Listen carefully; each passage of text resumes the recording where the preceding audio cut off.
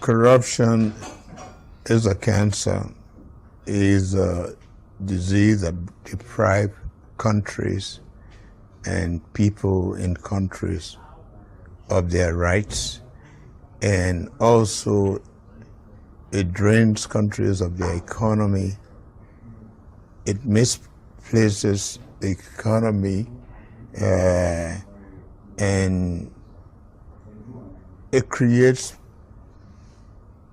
problem for people in the country, deprive them of their rights. And I think if Africans fight corruption and they see that their economies are managed properly, there'll be a lot of peace because it will bless a lot more people.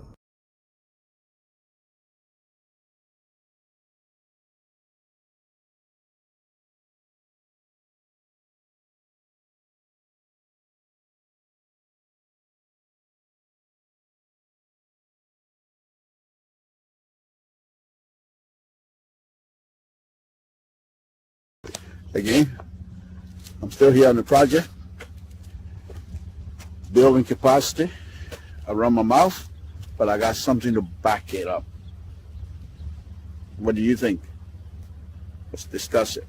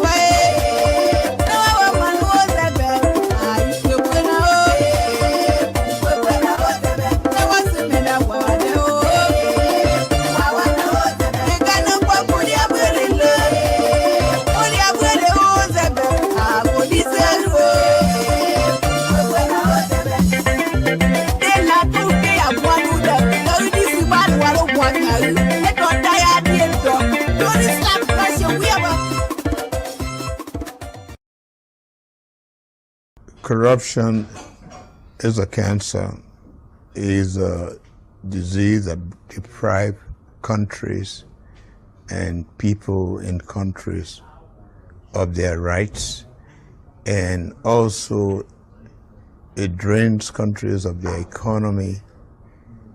It misplaces the economy, and it creates problem for people in the country, deprive them of their rights. And I think if Africans fight corruption and they see that their economies are managed properly, there'll be a lot of peace because it will bless a lot more people.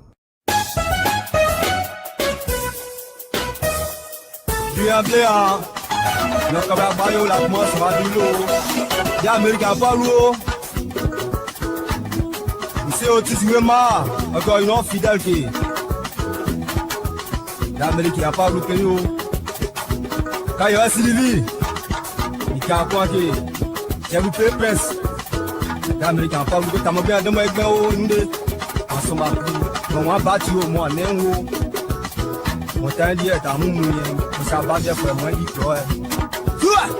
Abela lókè yìí o. Kágun sọ dúró à. Àwáyé láti ó lọ à. Àwọn ẹgbẹ́ wọn o.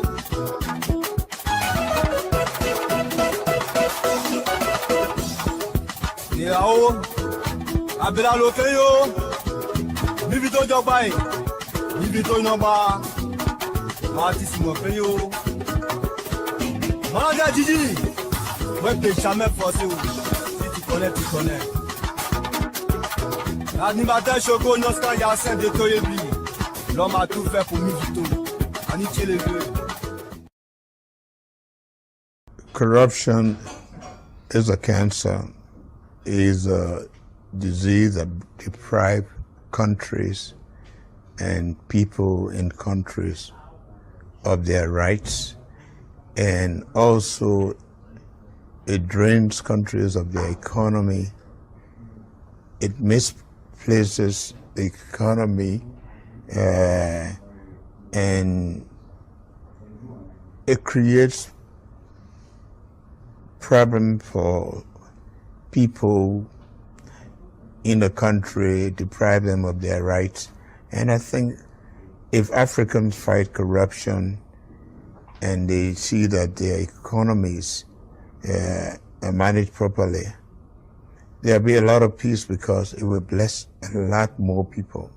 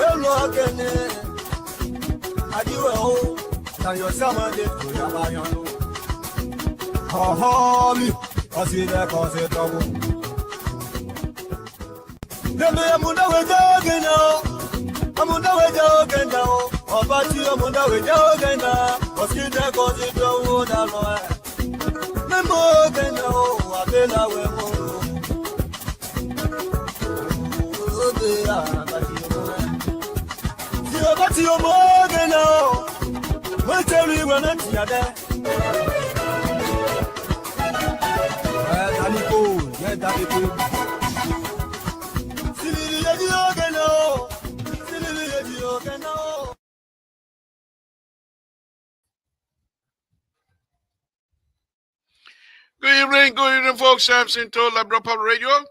I want to thank all of you again this evening for joining us. Please share this video, share it to as many people as possible, because we have some serious conversations going on here tonight. Thank you for joining us. Please share this video to as many people as possible. It is important that we share this video. Please let Liberians know that we're here to discuss Liberia. And we'd like for them to listen and perhaps participate in the conversation as well. I want to thank all of you again tonight for tuning into Liberian Public Radio. We are here because of you. And we say thank you. Thank you. We will be here and do the best we can to make sure that we discuss the issue of Liberia. You might not agree with us, but the fact that you give us now the opportunity to express ourselves, we say we appreciate you. Thank you. Safety, Lord Jesus, we want to thank you again this evening. We want to thank you for your power, the power of healing, the power you got and the power you give us. Thank you. Because of you, we are able to do what we have to do. Thank you. Only through you that things are possible. Thank you, my Lord. Thank you. Continue to protect us, guide us, give us long life. Guide us, give us strength. As for the opportunity you give us, we try to utilize that. Please, my Lord, give us the strength, give us the health, give us good health. Give us whatever you have that would make us to work the way we do. My Lord Jesus, we say, please bless the Republic of Liberia. Bless the people of the Republic of Liberia. Bless the leadership of the Republic of Liberia. Give them wisdom to do what is good for our people. My Lord, we stay here again tonight, pleading and praying to you for the life of the President of the Republic of Liberia, President Joseph Boakai. We ask you to give him long life. We ask you to extend his life. We ask you to protect him. We ask you, my Lord, pleading to you touch his hand. Whatever he put his hand on in the interest of the Liberian people, open the door for him. Let those he's talking to, let them understand that it's not about him and it's about the country. My Lord, please help us out. Help us out as he comes in to do what is good for our people. My Lord, we say thank you. Thank you for everything.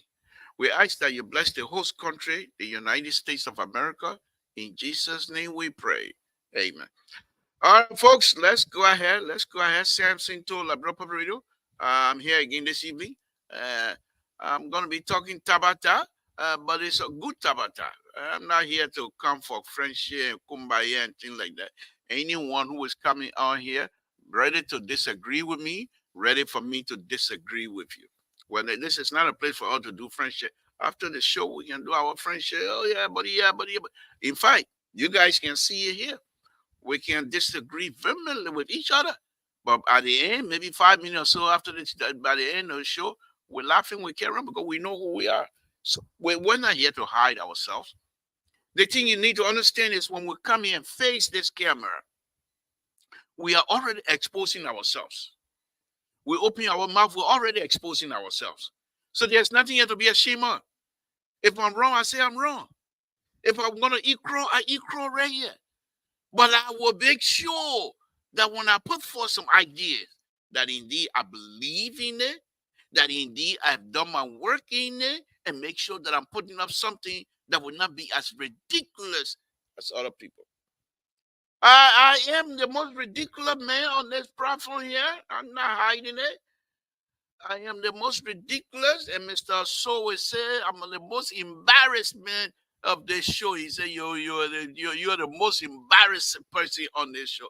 So he said, I'm embarrassing the show. But I'm here to be truthful. We fought for this government. We were here on this platform arguing in fact that this government was the only person, President Baka was the only person that had the ability to lead us and rescue us. So we're not going to regret whatever it is. However, when we see something that is not right, that is not in the interest of the Liberian people, we will speak up. Other than that, we will sing praises for the president to do the good job. Well, who am I to say the president doing the president? No. If I see it and I know it's not in the interest of the Liberian people, I will say it. Samson told Labrador Public Radio, let's start the show. Folks, the analysts, the link is out there already. If you don't have it, just let me know, and we'll try to resend it if we can. I'm going to start the show on this wonderful, wonderful Thursday afternoon. I'm going to start the show. Let's go ahead. So, we all knew what was happening. We knew, what was coming. Fala, Tomon Fala, he's now, my understanding with the other camp, he said he's gone there to inquiry about why these people behaving the way they are. So I will take his word for it. He has not declared full support for the group. But Tomon Fala should have known better. In the heat of this kinds of conversation, you go over there. You know what the Liberian people are going to say? And that's exactly what the people are saying. You can say all what you want to say. You're protecting Constitution, everything. They're not even buying that. They think say you are betrayed. And Tomon Fala, one of the things here that he's a politician. He calculated correctly. He's from Foya. The current thing that he can't do it. He can't do it in Montreal. He can't do it in Montreal County. You'll be removed. But he's from Foya. Who's going to challenge him in Foya? Nobody. So he's going to stay over there. He got no challenge. We have similar person here in the United States like that, James Jordan. All the way from the west corner, way west, northwest corner of Ohio, where no Democrat has their register. James Jordan. He come out and say, all kind of BS. He talk about it. And nobody can remove him. They have this redistricting. It don't affect him. Same thing going to happen to Tomon Fala. So your thing say Tomon Fala, they're going to defeat him. Nobody from Foya that will be able to defeat Tomon Fala. You say something to say. Yeah, from Lupa County. I know Lofa County well. I've never been to Lofa County, but I know Lofa County well. The point here is they're on a very serious note. Someone father calculated, I am in a safe district. I can do just about anything. CDC can cry from now to Judgment Day. They can't move. CDC got control of Foya district.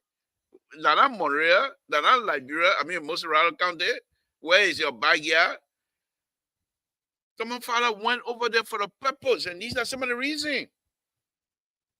Someone father is showing clearly to everybody. I don't care what you think. I'm from a safe district, and there's nothing you can do with to me. But here's the interesting thing here, though. Someone father have to understand. Hey, the rumors have been out there that indeed the reason why they want Flanty Kofa out is because Flanty Kofa asking for audit. The 49, I mean, well, they will be 49, so I don't know. But these gentlemen, what they have done to Flanty Kofa, they have saved Flanty Kofa completely from whatever it is, ridicule, whatever it is that was supposed to be coming to him. They save him. They say, yo.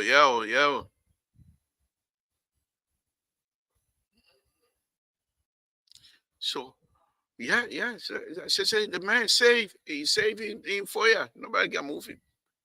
They said Flanty Kofa, the people said they wanted to remove him because he asked for audit. That was the initial report that we got.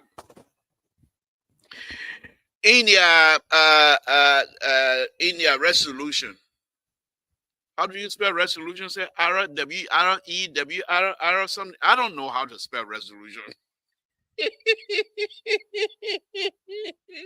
I don't know how to spell resolution, but anyway, I'm not gonna even attempt it tonight. So they said in their resolution that Flanty Kofa was still a lawyer for entity, private or government entity that would be doing business with the House of Representatives, and he's representing them as the lawyer. That in fact, Flanty Kofa, from their suggestion, that he's corrupt. And Flanty Kofa came and gave them people. You know, another thing that happened in Liberia, similar stuff like that. Well, not exactly like this. During the how do you call it, June 7 demonstration, when our brother, the fine gentleman Henry Costa was leading our demonstration. Similar uptick in politics for me. In politics, uptick is one of the most important things to achieve. You got people seeing a colo. It's very difficult for them for you to dissuade them for otherwise. The people, when they were on top of that big platform, that truck platform, the Minister of Justice, headed by Dan Musa Dean, they brought in documents. They say, okay, the government. Yo. They brought in the document, and they said, fine gentleman. Of course, he is fine gentleman. For me, everybody fine gentleman. But they brought in a document that they were supposed to present. The protester. They were sitting on high on the platform, and Musa Dean and his people went there to receive it. Can you imagine them looking up to Costa, then trying to get the paper? They're now on the same platform. Costa then looking down on them and giving them the paper. That picture. Think about it. Certain people in the group, they said no, they don't want to present the rest of their paper. Costa said, let's give it to them. The uptick that was missed that day was very, very important. Musa Dean, just a minister, looking up to the protester to get the paper. They said no. That they just went there, it was there, they were waiting for the people never came. It's a similar situation. These people say Flanty Kofa they ex. That's why I'm the most political guru on this show. Y'all listen to me again tonight. I come in to rock it. Y'all listen to me. Y'all listen to me. The people say Flanty Kofa is corrupt. And they gave few examples. Flanty Kofa said, no, I'm not corrupt. And I let them. They used to go to the hotel and then they make a budget, $10 million budget or $72 million or $100 million, whatever. Then they add $20 million, $2 million or $3 million for themselves. Then they tell the minister, we're giving you $10 million, but we're making it 12. So we'll come to you to give us the 2. How did Kofa get that information? Kofa is my friend. But when we come to these kinds of conversations, we want to be truthful. If we want to be believed by the Liberian people, we have to be truthful. How did Kofa get that information? What happened? He's a lawyer in the Republic of Liberia. Bound, duty bound. And the fact that he's serving in the House of Representatives. And these kinds of corrupt behavior is going on. And he has that kind of information and sat on it and never told the Liberian people until this thing came up. If these people have followed the rule, how was Kofa going to defend himself? Where were you when you people were stealing? How was Kofa going to be able to defend himself? You can't remove me. I am not corrupt, but I saw your corrupt behavior, but I wasn't able to report it. Why? These people missed the boat. They missed the boat. Now, with Tom and Father going over there now, you come brings 49.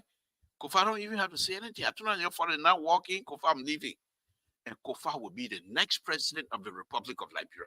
Because if you remove Florentine Kofa, Kofa will be the next president of the Republic of Liberia because of it. Liberians are dear towards Kofa.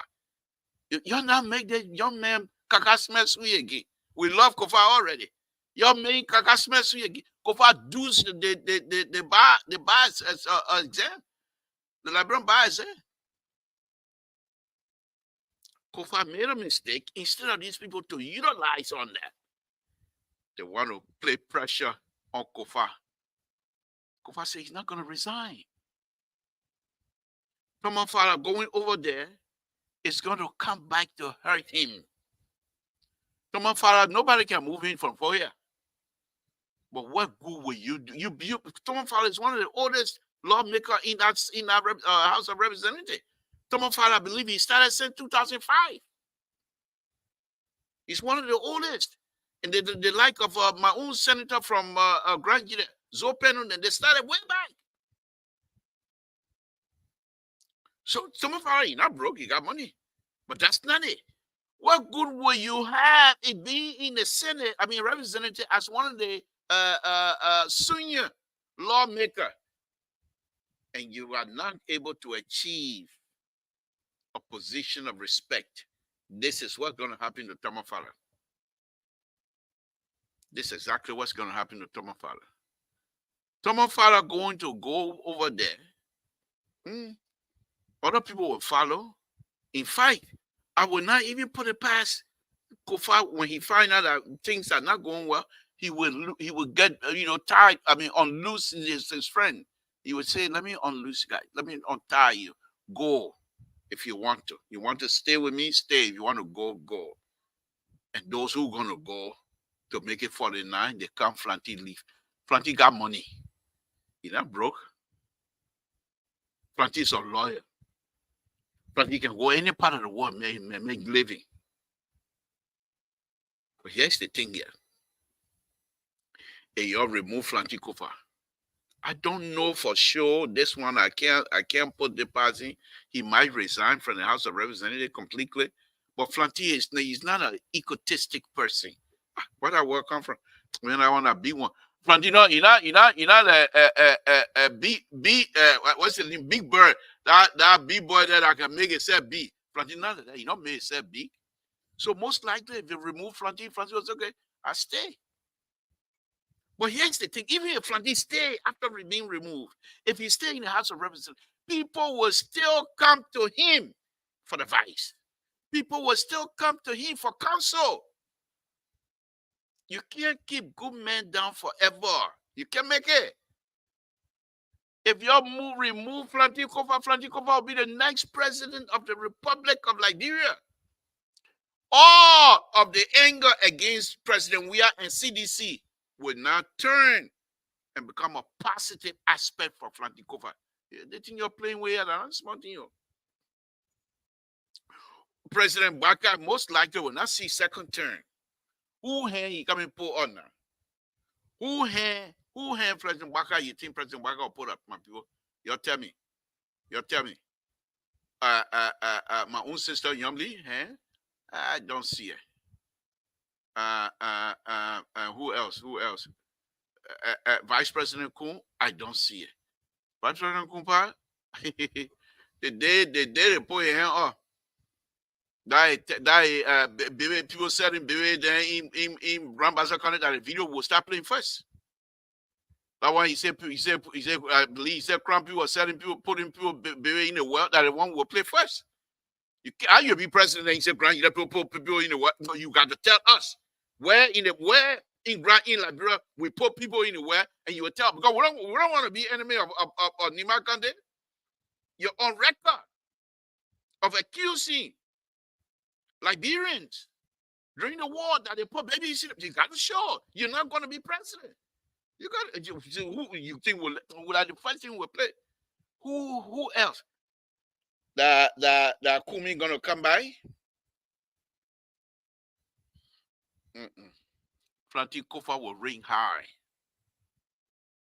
The thing Liberian gonna remember is there, but Flanty Kofa wants if at all he's removed, that he was able to work with opposition leadership of Unity Party and make things happen. And because of that, this is how Liberian gonna, and in fact, I will be one of those who gonna speculate and spread that rumor around this platform. I don't care what the person that my son will be. CDC wants they remove Flanty Kofa because Flanty Kofa wanted an audit.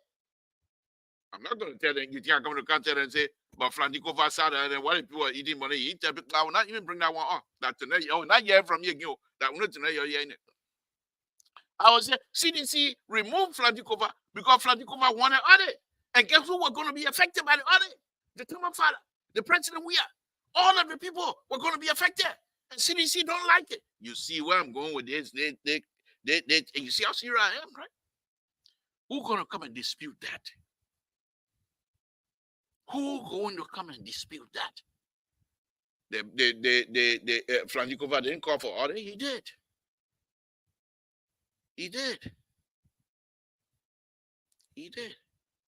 Well, I would say CDC was supplying the people with money to stay in the hotel. I did not in the hotel. Man, I got everything under control. I just waiting. I got everything under control. I can't play around. On a very serious note, if they remove Flanty Kofa, if Flanty Kofa was still in touch with Samson, to which he doesn't talk to me anymore, I mean, and I don't blame him because they're big shot now, so he doesn't have to talk to me. I'm too little for that now. That's okay. He's not the only person. Anthony Kazeri, when I call him, when I even text him, he don't even reply. So Johnny, they don't even talk to me again because the big shot. I don't blame them.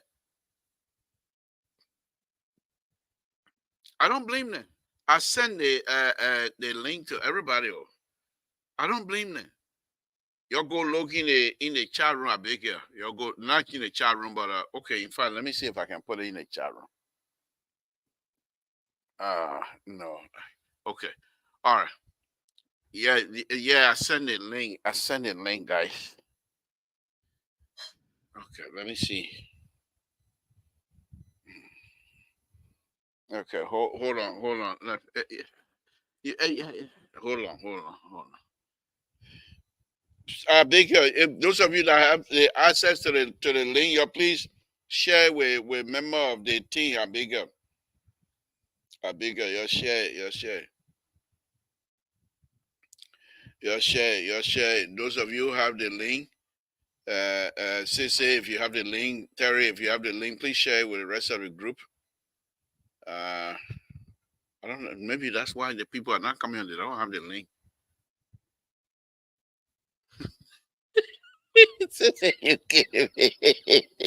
I don't have your CDs.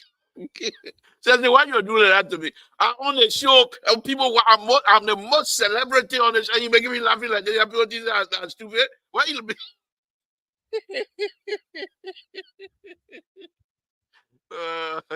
Yeah. That one they call you. That one they call you the most dangerous politician in Minnesota. You can destroy very easily. You know how. But with you, I got some pictures. I got some pictures. Some baby pictures of I will put it up Sunday. Oh, I forgot all about that today. I was going to pull all the pictures together and put them up. Baby picture. But anyway, no. Let me see. Let me see. Y'all give me a minute. When the panelists say they can't get it, then I have to find me. Mr. So, CEO, help me out. If you're able tonight, share that link to the people. Mr. CEO, do your job. Do your job.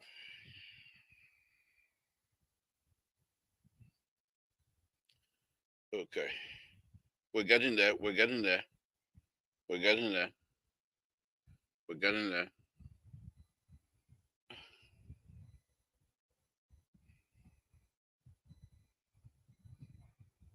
All right, just give me a minute. Oh, but why again?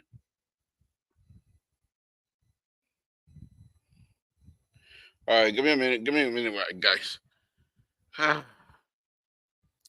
If this is a group thing, that I'm Samson to alone, I gotta seek the interest of the group.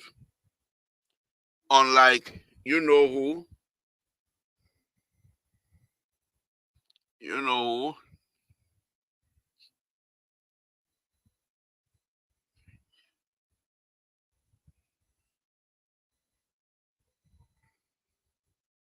All right. I hope you get it. I hope you get it, my brother. Okay. Let me go on. So I sent the link out. If you didn't get it.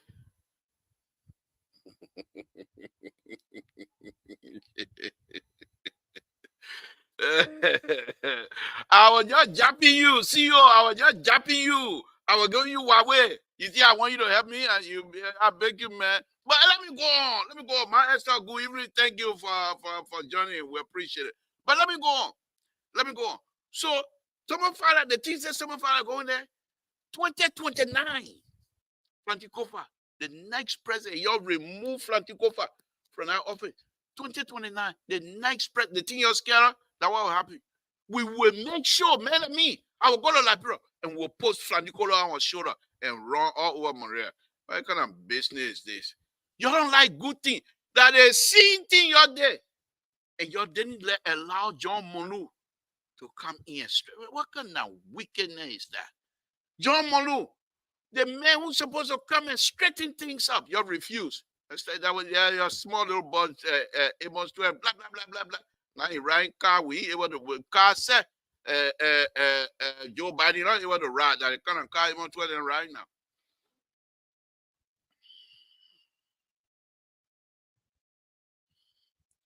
Yeah, you're right. But anyway, let me go on a very serious note. So Common Father's going to the Common Father saying he not with there. He said he just went there to safeguard the Constitution, to safeguard the process of democracy in the Republic of Liberia. Yeah. Now they see Common Father when he was running against Dallas. We got video of him giving people money to vote for him. That was that Democratic was not being saved. Man, y'all give me a break, man.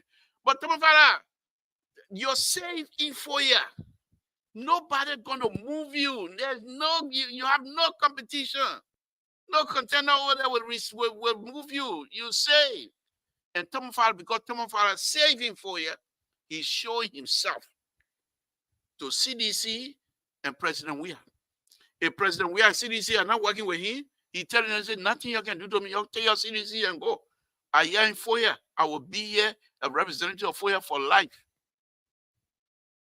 Tomo Farah will be in FOIA, a representative of FOIA for life. Nobody, unless you want out. But the interesting thing is this. Tomo Farah, the House of Representatives, they're not found in FOIA. There are other people from all over. They're there. If what happened here, if it is what Liberians are saying, Tomo Farah, this is what you need, perhaps in order for you, you know, most Liberian, they would rather you sit down with them, look at them eyeball to eyeball, and cuss them up and say things about them than it is to go behind their back. They will say, but the man said he's being truthful. You're like Liberian man, there's somebody, your little man, the man said, he's saying all these things, he's being truthful. But you go behind somebody's back and do something like this. First thing they say, you're not sincere, and they don't have no respect for you. When the thing started, they started tying your foot on the thing yet. Oh, Tomo Farah, the mean man behind the thing. Oh, Tomo Farah, you sat down with Franti Kofa, two of you in the chair for Liberia and the international community to see you as being someone who was with Franti Kofa. You knew very well what these people were doing was not correct. But your hand was inside, and you decided you were going to hide yourself.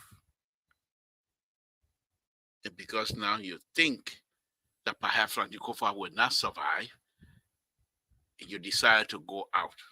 I hope going to those people, I hope you have a conversation with Franti Kofa. And if it's so, I think Franti Kofa would have been able to tell us by now. I think Franti Kofa will tell us by now that yes, the man went over there. I will agree, let him go there. Franti Kofa, as people have said, as Victor is correct, is saying Franti Kofa is not going to resign. And if you're removing legally, because you ain't got a number right now, this is what I'm predicting also, Victor. This is what I'm predicting. Franti Kofa has always been about Liberia.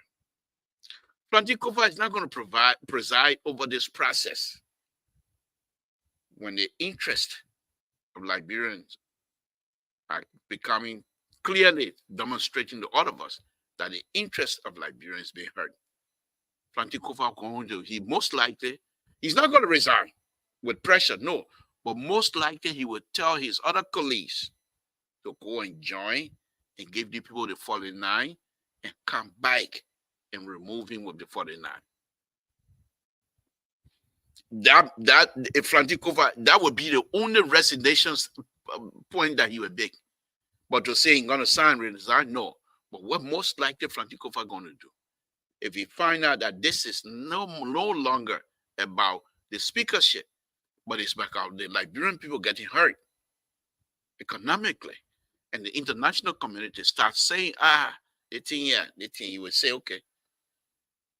He would tell his colleagues that are supporting him, the Marvin Cole and the other group, he will have meeting with them and say, enough is enough. But we're not going to resign. Let these people, you go over there and make the people the 40, you give them the 49, let them come to Chima and remove me. This is how Franti Kofa going to go out. Good evening, Jerry. Thank you for joining us. This is how Franti Kofa going to go out. He's not going to resign.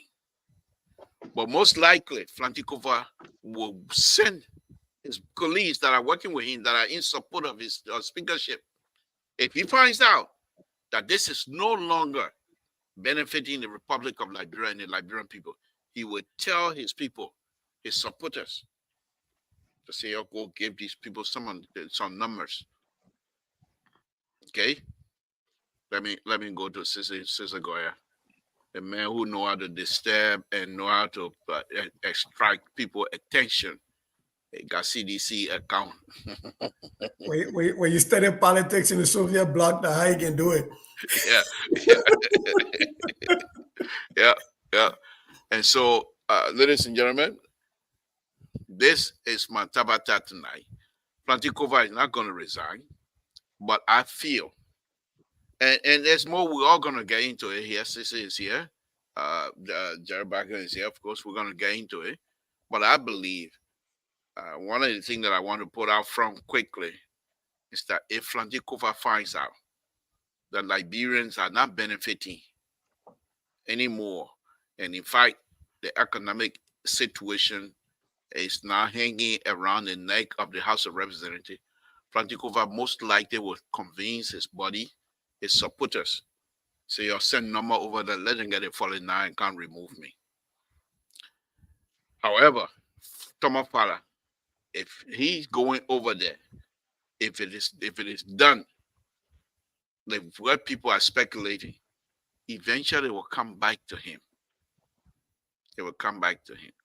Let me go to Jerry. Jerry, good evening. Thank you for joining us. What's on your plate? What's you have something you want to expand on, or something you want to talk about, or you want to expand on this conversation before we go to Sissy? Oh no, I mean, good evening, good afternoon, for our radio listener. Yeah, I'll wait there for the name. I got a text and say similarly, but anyway, here's the thing. But I send a link out though. Kofa can do an honorable thing. May get a majority black Facebook email account. Why you couldn't go to him because you a majority black email account. Okay, so that's good. But I'm happy I honor my majority black. See, it's good to have majority on your side. Then you win. Hey, you must have playing game. I got 2 goals. You got 1 goal. Who win? I win. So that's what it is. But one of the best things what is the best thing I love? What's going on in Liberia? We are just getting introduction to government. We are just getting introduction to democracy. It is working, my folks. People, relax. We will resolve that issue.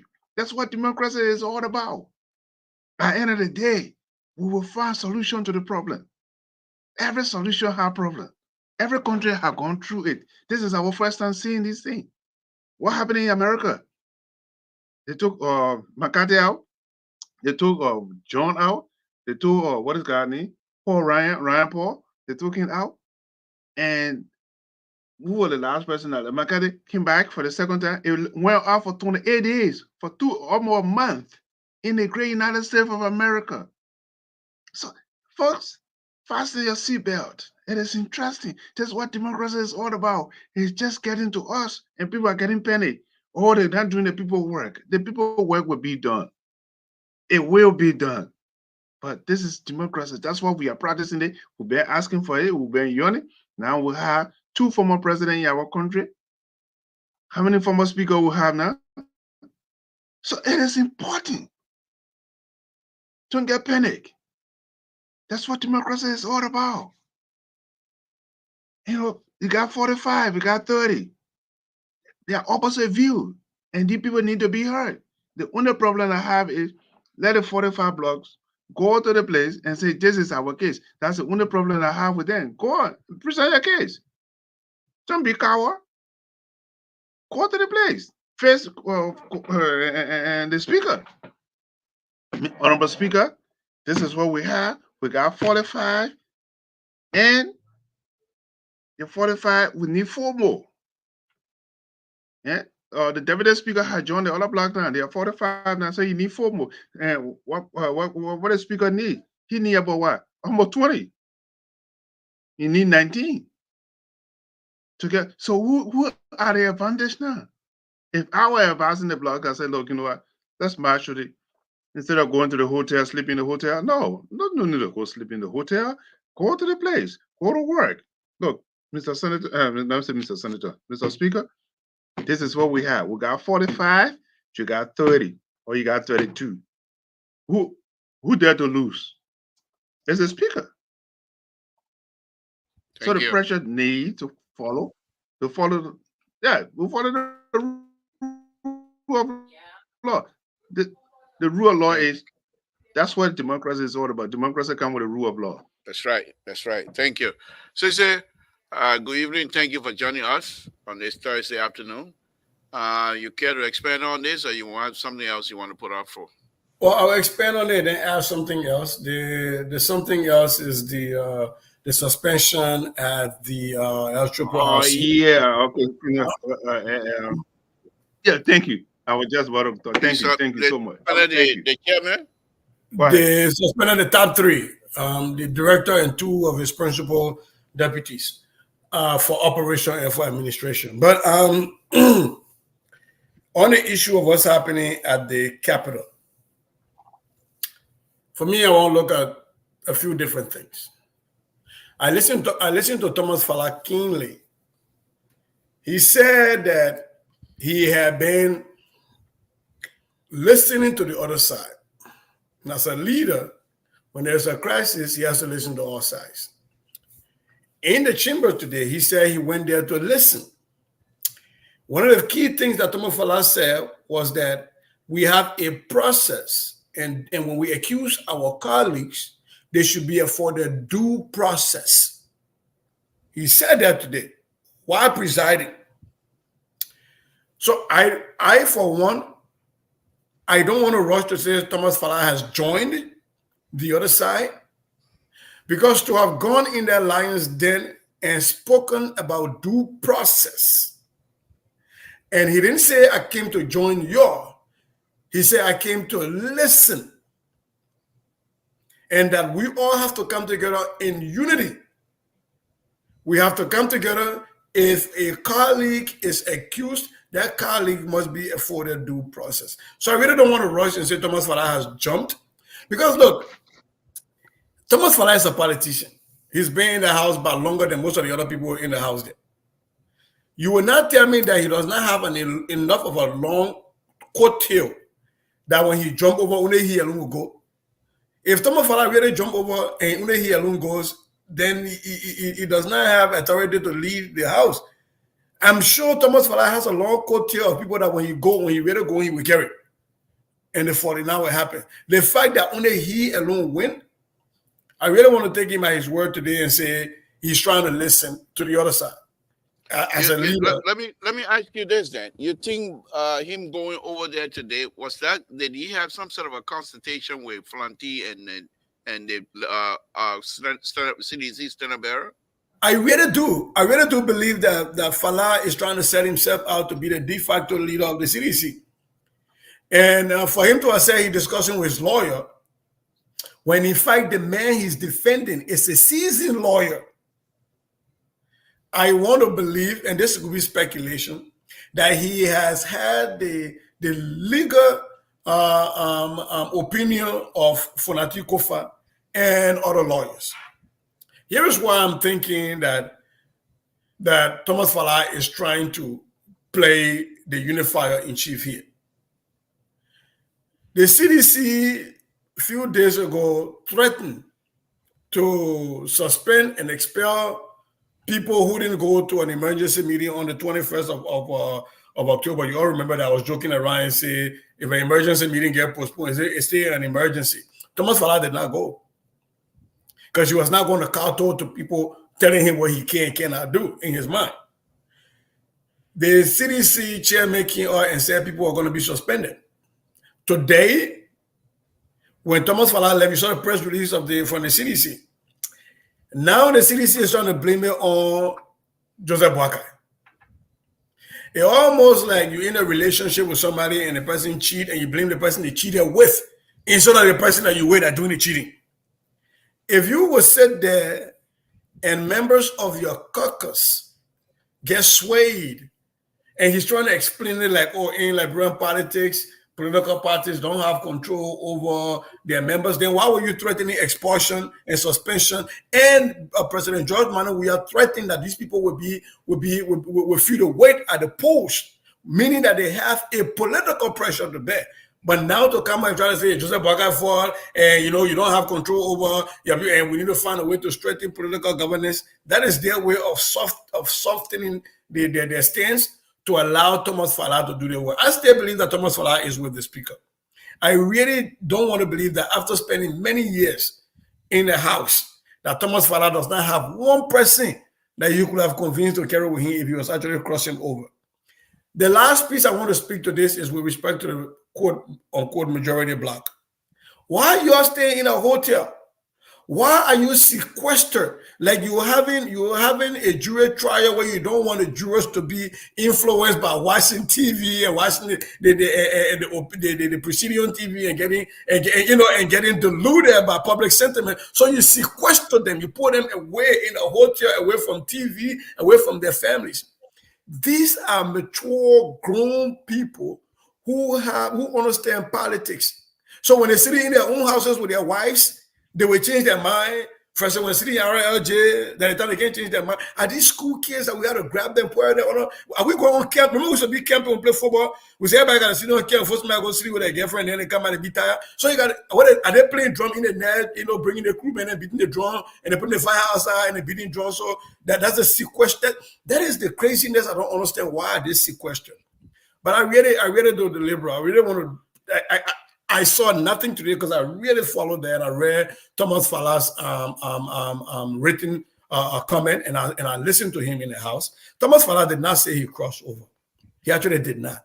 So I really want to believe that I could be wrong. He could prove me wrong in the coming days. But I really believe that if Thomas Falla was moving over, he at least has a long enough coat tail to carry at least 5 people over to make them get quorum. That is just my understanding right now. Jerry, what do you think? You're going to push back on that, or you're going to add on? Yeah. No, I'm going to add to what he said. Let's see. There's a fire burning in CDC right now. Where's Josh Weah? Josh Weah is MIA.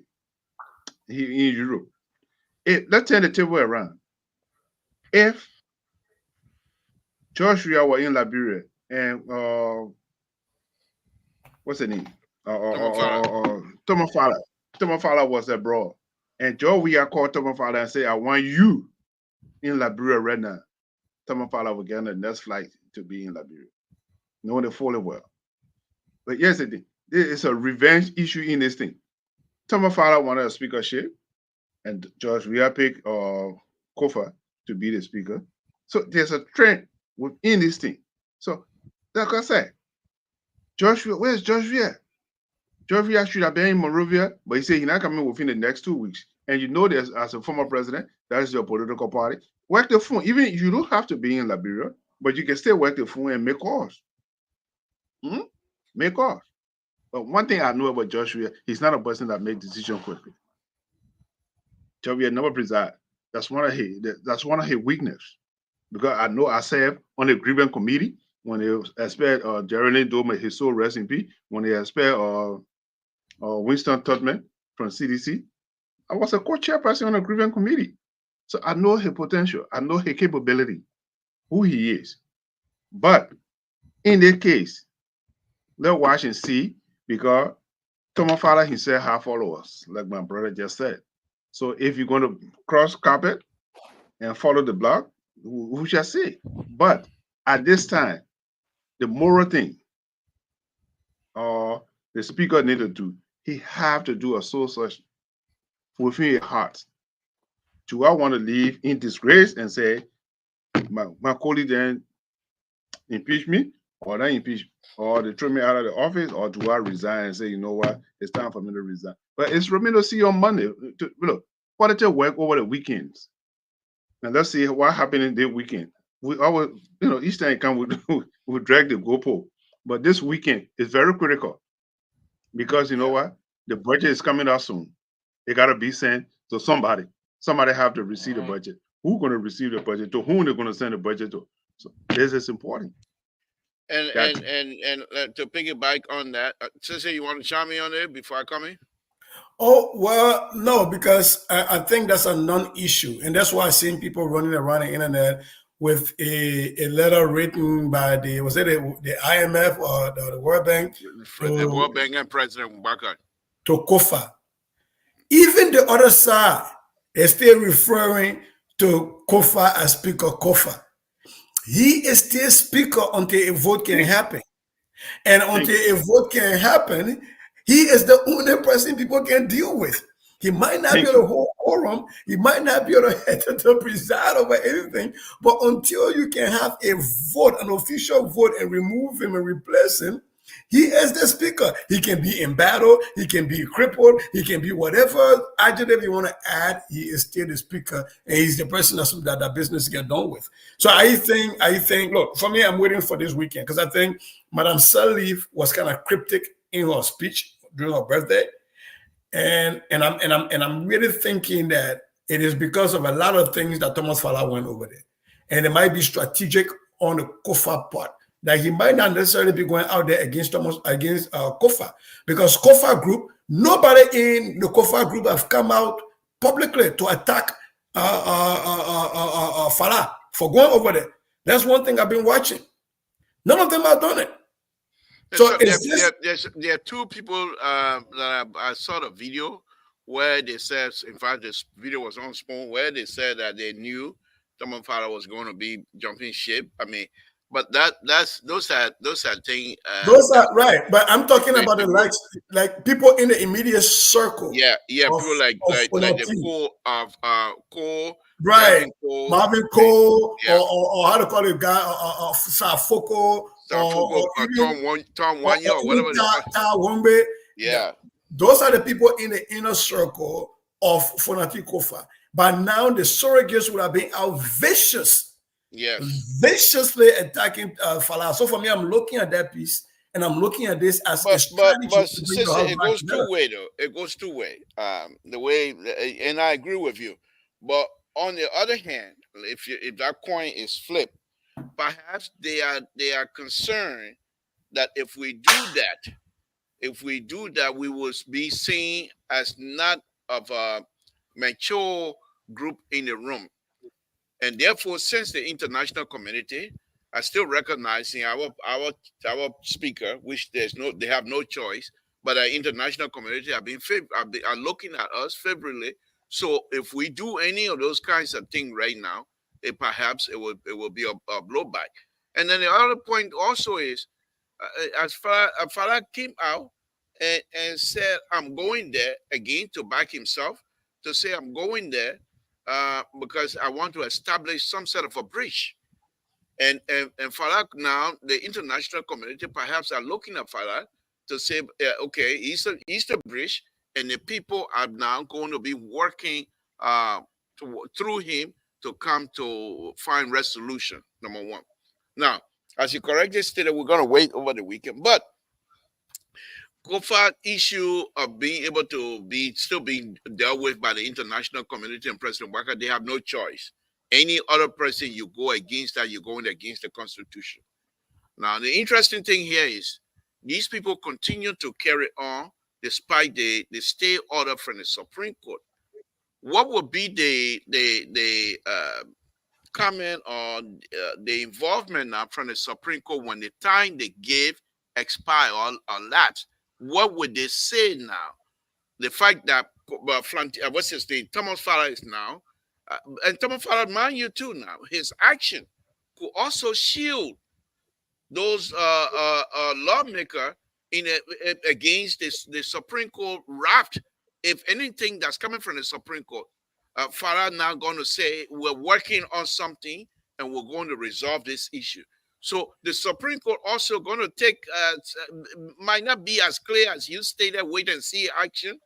They might throw one or two sentences here and there.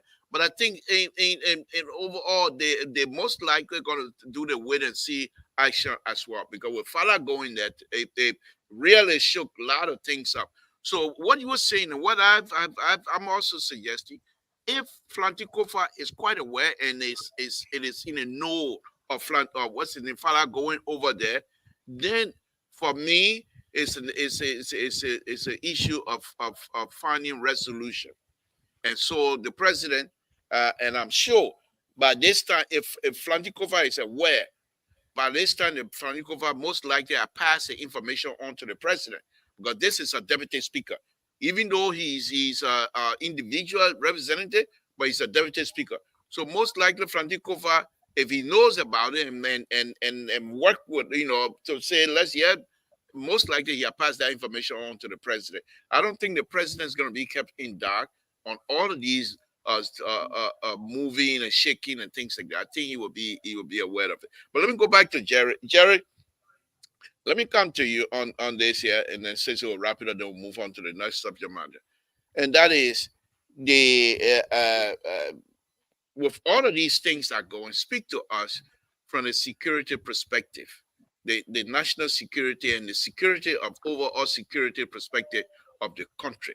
With all of these things going on, what you think and these are not enemies of the state or what have you, but would be drug dealers, would be troublemakers that are residing in other country around us. What do you think is coming, or how do they look at Liberia right now from a security perspective, please? Thank you. Well, usually when these things are going on, the security will be a hard light and see what's going on. And look, one thing about when in that area, people are very sensitive on certain matter to see who are the players, and some people will want to take advantage of what's going on. But here's the interesting thing I want you to think about. Why this is going on. The chief of staff or the armed forces of Liberia put out a statement that there is a worrisome. I mean, not a word he used, but people, the armies are not fully pay. So he is worrisome about their pay, about their salary. So this, I think, we from our analysis as somebody who look at things from a different perspective when you do analysis, at this time, at the critical conjunction, why would you want to put out such a statement and say the armed forces is not taking pay and it's worrisome? So these are things we look over, especially those are in the intelligence department. These are the things we'll be looking for and say, okay, this is the situation. The president will be hold on, Jerry, hold on. Let me hold you there, right? Because we some of us do not have these kinds of thinking because we're not in that field. Are you now trying to connect the army pay being publicized to what is happening in the House of Representatives? Well, as a security president, is that concerning? How is that connected? Yeah, it's connected. You're talking about what happened. The armed forces, they are part of the security. In fact, they control half of the security. They are the military people. And within that same token, we're having issue within the House of Representatives. And the chief of staff of the Republic of Liberia, the armed forces, put out such a statement, and that people are not get paid. So then you, as an analyst, you begin to put one-on-one together. Okay, what's going on? What is the possibility of this issue? So you have to start putting your cap on, start putting one-on-one together. Thank you for bringing that. Let me go quickly to Sissy. I think this is very interesting. Sissy, I think we'll get, and I'm glad the other troublemakers stay away from us tonight, please, because I think we're going to have a truthful and honest conversation here tonight. Well, everybody's going to enjoy the true, brilliant part of LPR is going to be shining here tonight. Let me ask you, Sissy, you just heard Jerry. You think, oh, this is getting deeper. You think the statement from the chief of staff of armed forces of Liberia in making it public, leaking something out to say the army have not gotten paid, and yet still the budget, the president of the Republic of Liberia sent a letter out asking for an extension, says it, and still the people are not able to come together. Does that put pressure on Franticofa, who is the speaker? With these things, the way Jerry is trying to connect it, please talk to me. The Minister of National Defense is a political appointee, and as such, they have to play politics. Everybody sees a hole, and you jump inside it to make it wider. Yes, it is meant to bring public pressure. The sentiment that our learned security officer is putting out here is a sentiment that letter was meant to garner in the common people. That all our effort, because when the police said they didn't get paid, about right? This is wow. But excuse me. Hold on. Says hold on, folks. If you're listening, this is Samson told the Public Radio, where I'm talking to the most brilliant couple here tonight. These kinds of conversation, you cannot have these kinds of intellectual conversation anywhere else except on LPR. The host Samson told Dallas. Says, please go ahead. Go ahead, So Mr. the point Pearson. I'm trying to make is Mr. Balcon is right to an extent, and that is the exact energy that the Ministry of National Defense want people to understand the urgency of people resolving this thing. In addition to the budget being the budget being sent out there, I'm not going to talk about having a recast out to them. There is a letter. There are letters being leaked from international financial institutions that suggest that there are actions. We have an economy that needs to be revved up. We have an agenda of a sitting government that signed a social contract with the people called the arrest agenda. And that arrest agenda right now is being stopped not by the person driving the train, but by cowboys on the train, if there's such a thing. So people are removing the tracks from the railway to stop the train. And so these are some of the places these people are pointing out that remember the AFN get paid, yo, my people, just so you know. So the common Liberian concern, rightfully so, about our most recent wars we just came through and the respect they have for the revamped AFL, we start thinking, oh, but I think I didn't see for that Thomas Farah, man, you gotta do something. Who knows whether this is one of the reasons why Thomas Farah went out there? Because remember, the other side, the majority bloc, have been threatening to vote in a speaker pro tem, which could have further extended or widened or even complicated the constitutional crisis. And so, in order for Thomas Farah to prevent them from going a step further in damage, he shows up, which thereby disarmed them of the legal authority to vote in a speaker pro tem who will now be a leader de facto fighting the other side. So, you know, and on the issue of going to the Supreme Court, today when they read in their plenary section, they quoted 4 articles. Article 3 that talks about the separation of powers. But one of the things they forgot in that house is nobody's arguing separation of powers, but there is not an independence of power. The 3 branches of government are separate, but they're not independent of each other. Hence the reason the House can impeach a sitting justice of the Supreme Court. And the House can determine how much money sitting Supreme Court people make.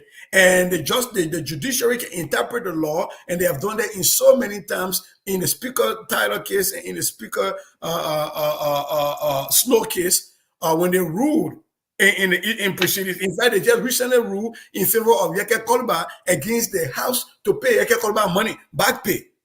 So, yes, we have a separation of powers, but we do not have an independence of the branches. And where the dependent, one last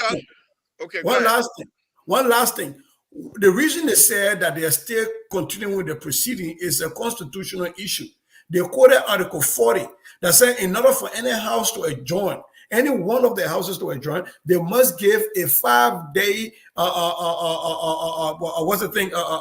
communication to the other house. And because they had not done that, in order for them to just stop functioning would be a violation of Article 40. But they still recognize Article 65 and 66, which is the authority of the judiciary, and they are still going to go to the Supreme Court for the meeting. But they are going to continue to function because they do not want to violate Article 40 of the Constitution. Thank you. Jerry, let me come to you quickly. With this newfound idea that you just brought in here, you have now shifted this conversation in a new direction. Very interesting direction, very pivotal to whatever it is that we're discussing, because if we're not careful now, based on your own experience, because I was never thinking about that. I was always thinking about it as being political. But now that you have tied this thing around national security, let me come back to you and ask you this. With the 2 groups, which one of the group is under a tremendous pressure now to have this thing resolved? And in fact, do they even understand what you just said? And if they do, which one of the group? Let's assume that they understand that. Which one of the group is under tremendous pressure now to have the thing resolved quickly? It's a sitting speaker. He's a sitting speaker. He's still a speaker, regardless what all we do here. We'll do this, we'll do that. He's a sitting speaker. Who is a man who will still be getting intelligent briefing. intelligent briefing and say, this is what's going on. This is what I believe. I don't know, but he's still getting intelligent briefing. So he will be a tremendous amount of pressure on him to say, yeah. But yes, look, this guy is playing a political role. Thomas Father is playing a political role. Now, he met with the other bloc, and he from the other side. I think Thomas Father will come out as a hero in this thing. Hold on 1 minute, Jerry. I think the bishop need to stay away from us tonight. I don't want you coming here and putting thing off. The bishop gonna come here and throw I want to laugh at the bishop because his own people quoted Article 66 and 65 today say they will still go to the Senate. So I want you to come. No, Terry, if you can, if you have the time, please join us. Go ahead, Jerry. Go ahead, Jerry. Thomas Father will come out as a hero because he played a brilliant role right now if he study what he's doing, because he leaving the deputy speaker. He's a deputy speaker. Now he meeting with the other group, whether he bear with them. So you don't know what the dialogue he's having. Then he can still go to the speaker and say, Mr. Speaker, or Mr. Speaker, this is what it is. I mean, he's a mediator right now. He is a mediator right now. He's a bridge. And Thomas Father will come out as a hero. Thank you. I hope so. Then I hope so, because that would negate all that I stated here. The first Tabata, 15-20 million of my Tabata now going to drink. So let me come to you. You're on record, and someone who always I saw Liberian to be safe-minded people. Do you think, from that perspective, there's two questions I want to ask. The first one is, do you think these people, because I'm not going to frame that on Frantikova, because I think Frantikova has the knowledge of it, if he's still being briefed, national security briefing and things like that, and the fact that he's a student lawyer, he has the knowledge of it. But do you think these other group that are involved in this rigmarole, do they understand the implication that you and Jerry just talked about? And do they even have the civic attitude to be able to understand the security implication on this here?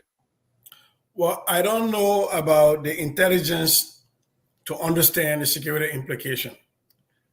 But the civics, I would tell you absolutely, there is a vast majority of those people in the House making laws that don't understand, that have never taken civics. You and I interview, I'm going to call your name, Representative Flomo from Grand Bassa County. He showed a complete lack, a second grade level understanding of Liberian civics, of Liberian government. So that is why you have this issue of people being sequestered, and people go high in a hotel, and people do all the other things because they don't understand. They didn't even understand the last part of Article 33, that it is the minority that can request the majority to show up. They didn't even understand that. And like I said the last time, they were so, the beginnings of saying, like, bro, they were so abu for this power, when they should have exercised the actual coup de grace. Well, when Funatik Kofa was still at the Vatican, when they had 47 members and they had a certain acting speaker with them in Thomas Fala, they could have gone to any Lababido and had a meeting there that day. They could have gone anywhere and had a meeting there that day. And they did not do that. And so for me, I've listened to the utterances of a lot of the people that serve in the House. And yes, they were blessed to be elected. But I'll tell you that the vast majority of them don't understand civics, and that's just a fact. Because we interview Representative Flomo, and that is a fact that he does not understand civics. Nor does he understand the governance process or structure in Liberia. Now, the reason the Minister of National Defense, because this could have come from the commanding general or any other person who is a career, stay active military person, it came from the office of the defense minister. And the defense minister is a presidential appointee that is a political appointment. The reason that came from there is to put political pressure and say, hey, why are you doing all the tabata yet? You'll remember that we haven't gotten paid yet. And like I said, it is strategic because there are very few government structures that can speak up to not being paid and people take it seriously. I'm not being flippant about the Liberal National Police, but they are saying police immigration last time we get about immigration here, right? Even if they are saying teachers in people say, yeah, they can stay say pamphlet. The fact that it had to come down to the AFL was meant to heighten the awareness of these lawmakers and try to underscore the critical nature of ensuring that this is resolved faster. Okay, let me push you a little bit, then I'll go to Jerry. And perhaps this is going to be ridiculous. If you can answer, I will appreciate it. If not, let's move on to Jerry. Do you think if Franti Kofa is being briefed on national security and the issue of the soldiers not getting paid, if that type of information get back to Franti Kofa, do you think Franti Kofa should try to pass that information on to that group through Tomo Fowler now? Let's suppose him and Tomo Fowler are still talking.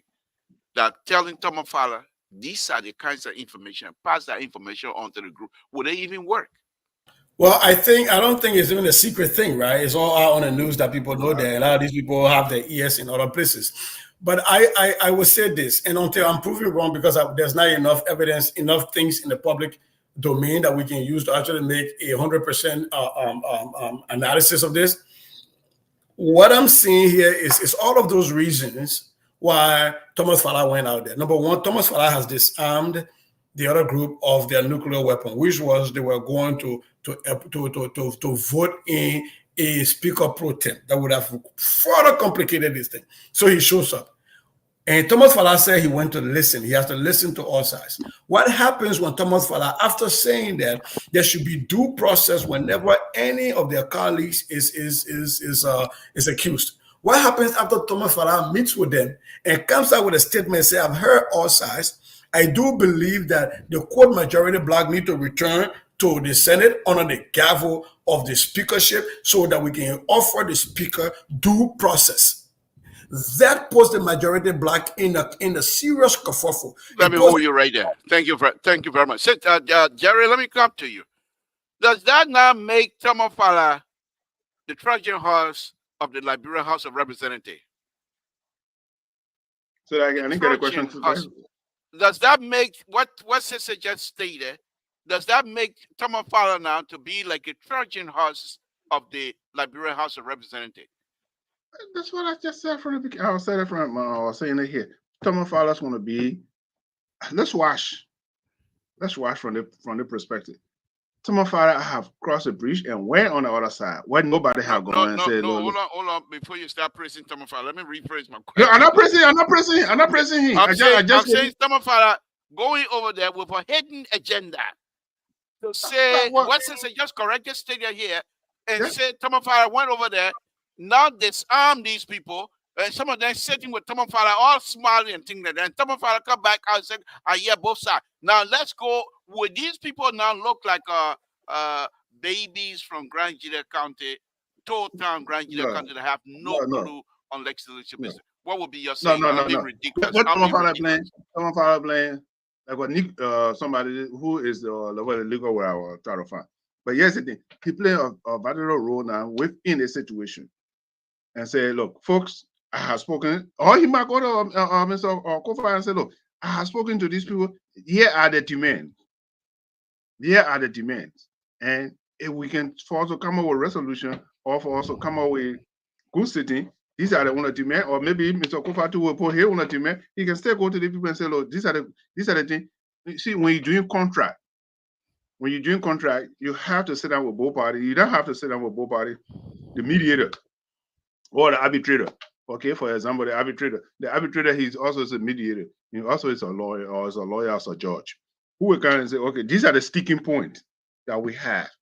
How can we come up with a resolution? So Tomo Fowler is now playing as a mediator to say, okay, guess what we have. But let me come to the issue my brother spoke about the teachers and the nurses and things. They are very important. They play a vital role in our society. But, it's not as much as a military person. Before the government come to power, there are 4 or 5 positions that have to be in order for the president to sign. The chief of staff have to be there, which of course is an appointed position. The minister of finance, the Minister of Justice, the Minister of Defense. They are also part of the national security team. Okay, even though they are ministers, but they play a national security role because they get almost similar intelligence and briefing and all this thing. So for the Minister of Defense to put out a memo, it's alarming. If I was sitting down as an analyst, it's an alarming. I would do a critical thinking, critical analysis, and say, Mr. President, here is the situation. Mr. Speaker, I will call both of them. I will brief the president, or if I were director of NSA, I will brief the president. Yes, this is what we have, and this is what we are looking at. Based upon our analysis, this is our recommendation. So it's important that this is getting interesting. Thank you. It is getting interesting. It's going beyond from the House. It's going somewhere different now because this letter that just came out is an alarming. From my perspective, for what I have studied, for what I know, it is very, very interesting. So let me come to you. Is this a coincidence or somehow there's a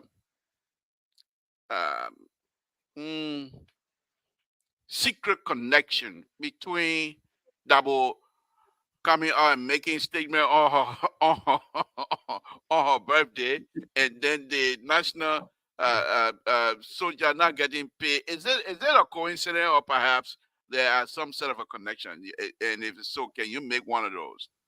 I don't trust Dabo as far as I can throw her. And I don't know if they had her broomstick close by or they had her water near her for Niji or to fly either way, because the Wicked Witch of Liberia has a way of having her hands in 500 things at the same time. Sometimes they are all not supporting each other. But I do believe, like I said the last time on the show, that the former president still holds some sway. And I want to believe that all of these people have been working their phones, either for or against Kofa. Or maybe some of them just enjoy the stalemate. Maybe this is Dabo's way of showing that Joseph Boakai did not deserve her endorsement in 2017 because these kind of crises were happening, and I'm going to do my part to make sure that this crisis stays for a long time. I'm going to play both sides. I don't know. That woman is her mind, the cerebral way she approaches politics is way beyond me. She is very calculating, and very cerebral about how she does her thing, and that is not a negative thing. The former president, George Manawuya, also, I really don't want to believe that he's just been sitting when he's saying. He might not be in the country, but I really do believe that the former president is also working the phone lines. And, sometimes you get some people that get recalcitrant. They're not going to listen to their political leader anymore. But I want to believe that they're all working the phones. And I think the statement that Dabo made is in continuance of the phone calls and the conversations she's been having behind the scenes. And I think it shows a level of frustration on her part of what is happening, that she's not liking it, and that, people got to get their act together and move on. So that is how I understood her message. But you can never read her like you're reading plain text. You got to read her like you're reading a religious text. You can't just read the Bible during 11:35. You got to go back and understand all of the nuances of it. And that is one person here I really hesitate in trying to interpret what she means without looking at 500 other things. Before I go back to Jerry, let me do one thing here that I usually don't do, and that is to take you from Liberian politics and put you on the international politics here. You think with the American election that is looming and with the woman being involved, do you think the American folks are thinking about the president of the Republic, former president of the Republic of Liberia, being a woman and led the Republic of Liberia? Does that come to play into the American, let me don't say all, but some American psyche at all, in that say woman has the ability to lead? Look at Liberia. I think that is played out already. They brought her. She addressed the joint chambers of Congress at the time, but I think it still lingers. I think, look, love Madam Salif or hate her, she has an international stature. She has an international standing. She has the level of goodwill and respect in international circles that very few Liberian politicians have managed to garner. Love her or hate her, it's just the fact. She holds an enormous space in international politics and diplomacy. So there might be some people still looking at that. Remember the likes of Linda Thomas Greenfield, who is at the UN, work with LA and other things. So it might be coming into play. But I think the bigger question is us who come from Liberia. We who come from Liberia. Those of us who experience having a female president. Forget about all of the things about she was involved in the war and everything. Look at what she delivered, and without just lies or innuendos about they stole 10 million here, they did that. I think it still comes back to, and I asked a question on my page since you brought American politics, because you know how deep I am with the American politics. I asked a question on my page: are people men enough to vote for a woman president? Or are some people just allowing their insecurities to allow them to vote for somebody who is planning on using the Alien Enemies Act and revoking the U.S. childbirth right of citizens, of people born to Liberians and immigrants here, and deporting everybody? For me, I think there's going to be a group of people who are going to look outside of the U.S. and look at other places in the world, other democracies that have elected women. And where those women have delivered. And they don't have to go too far. Just go to Britain. We have Margaret Thatcher and see how she handled the Cold War, right? So I think, I hope people can do that. But, we live in a country where a lot of people don't know anything about the next city beyond where they live in, because their worldview is so restrictive. Yes, thank you. Jerry, let me come to you on the same question. And then I just throw that in there to give us a break for the audience to actually digest the security aspect of what is happening in our country with respect to the House of Representatives. So let me the same question to you. What do you make of that? You think former President Salih, the fact that a woman was able to lead Liberia for 12 straight years and no war, no problem whatsoever. People were, you can say, like Sister correct, just that you can accuse of stealing 2 billion or 5 billion or whatever amount you want to say. But Liberia came from there to have a transfer of power, peaceful transfer of power. Do you think like American perhaps might be looking to the President Salih election and leadership throughout the 12 years process as being an example that can be utilized here in this country with respect to this country upcoming election? Oh, yes. You see, here's what I'm looking at personally. From analysis, data, what do you want to do? We have female president in the country. Some of the women are minister of defense, holding foreign minister position. But you see, when it comes to Madam Salih, I'm not a fan of her, but internationally, she highly respected around the world. Let's give her that credit. She highly respected. She is somebody who have high recognition and respected. Argentina have a female president, Margaret Thatcher. Margaret Thatcher stood up with Ronald Reagan. The Cold War, what they call Iron Woman. Okay, that's how O'Neill was called Iron Lady. Iron Lady. O'Neill was known as Iron Lady. But here's the thing I want to do. It's deeper than what we think. First thing, Madam Kamala Harris had two things against her right now. First thing, if America is ready for a female president, if that number one.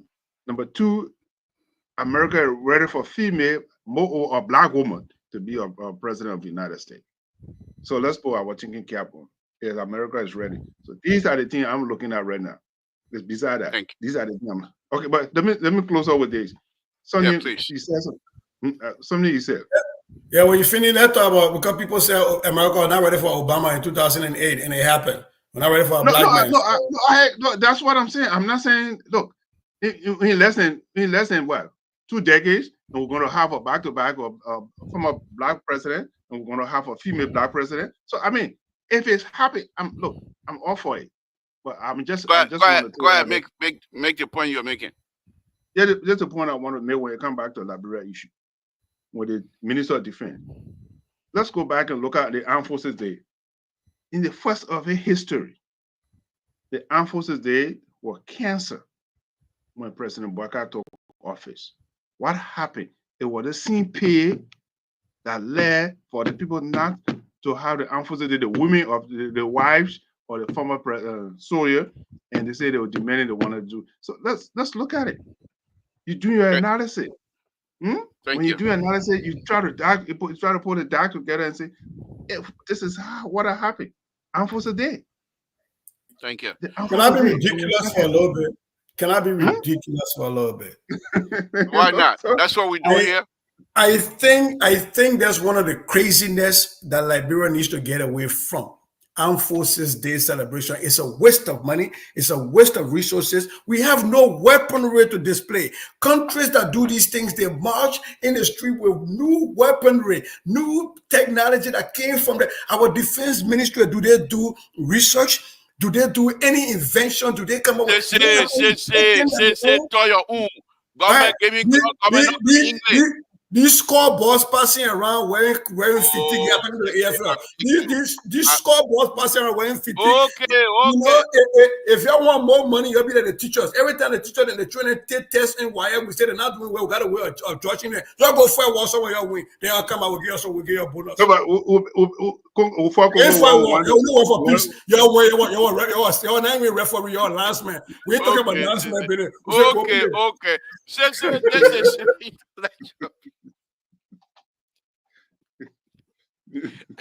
Folks, you didn't hear this on LPR. We are here. You're killing me. You're killing me tonight. And now I don't even want to come my own knee against. my knee is John Flomo from Lofa County. I got a passion feeling to go to my home behind me. They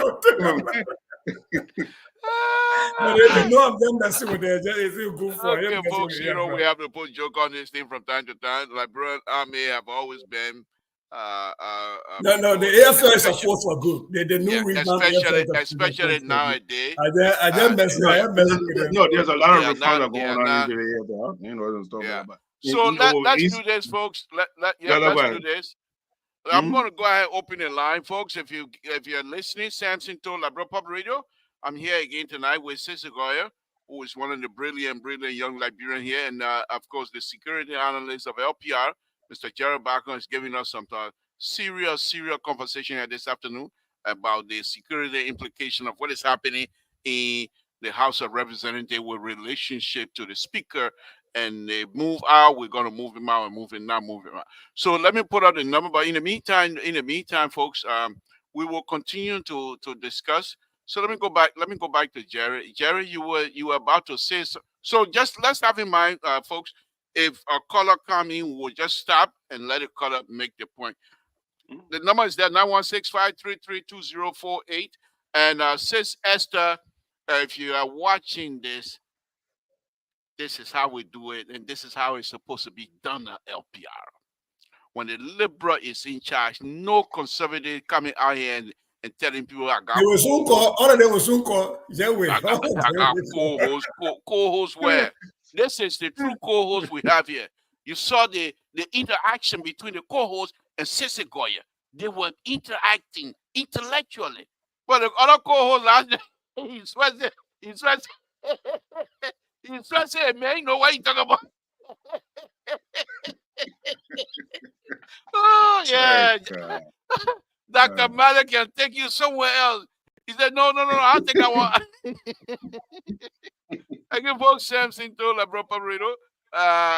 Please give us a call. Terry, Ceci, let me come back to you again before I go back to Jared. Let's stay with the Labrador issue here. And now the last 30 minutes or so, let's try to find, from our own perspective, let's try to find a solution. What do you think will be the best outcome out of it that will benefit all of the people involved and not bring some sort of a ridicule situation from there? What do you think? I think for me, I'm an optimist at this point.